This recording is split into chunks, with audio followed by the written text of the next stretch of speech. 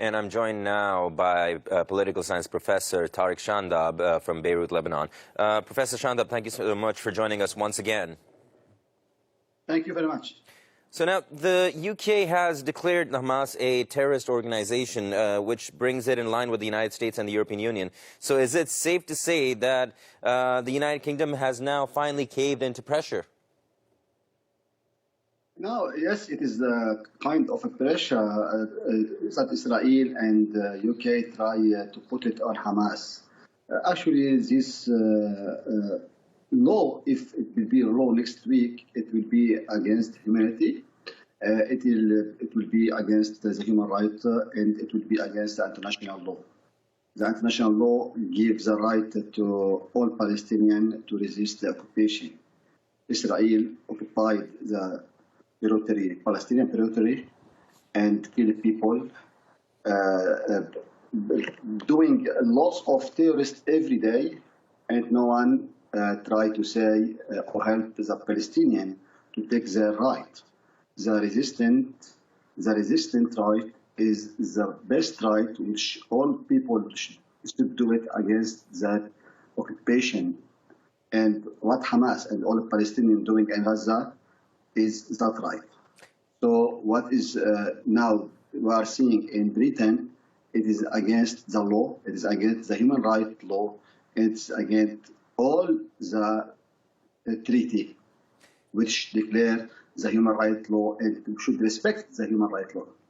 Absolutely. So can you tell us a bit more about what are their justifications behind taking this action? How can they justify this move? What are the reasons that they gave that puts Hamas into this category to be described as a terrorist organization as compared to other groups around the world? What are those categories, those tick boxes that have been checked that makes them believe that they could charge them with this?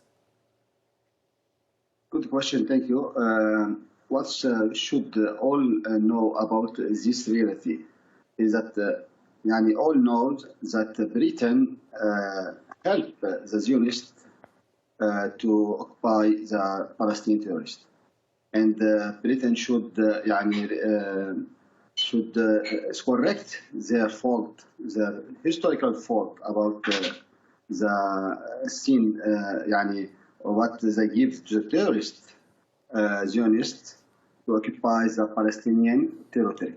And since 1947 till now, all the world knows that Palestinians are doing their right to be in a good position to protect themselves. Israel every day killing Palestinian people, destroy homes, doing lots of terrorists against children, against kids, destroys schools, destroys hospitals, demolition of homes, and everything.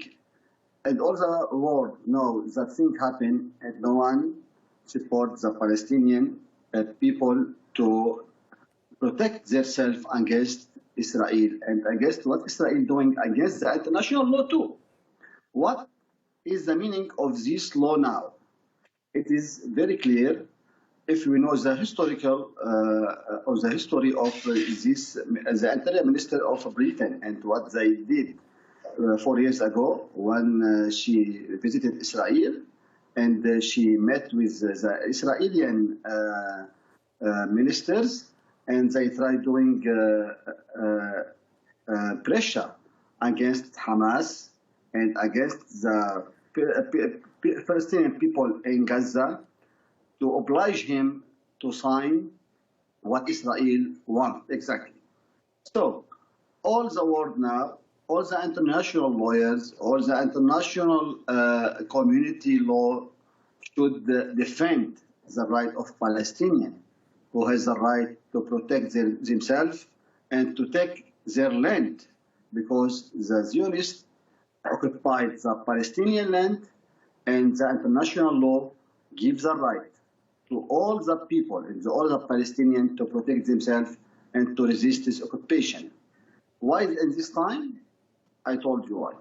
And I should say to you that the EU and always the UN and the Arab country and the Islamic country should refuse this decision and should support the Palestinian against the Zionists and against the terrorists, which the Zionists and the Israel doing every day against the Palestinians.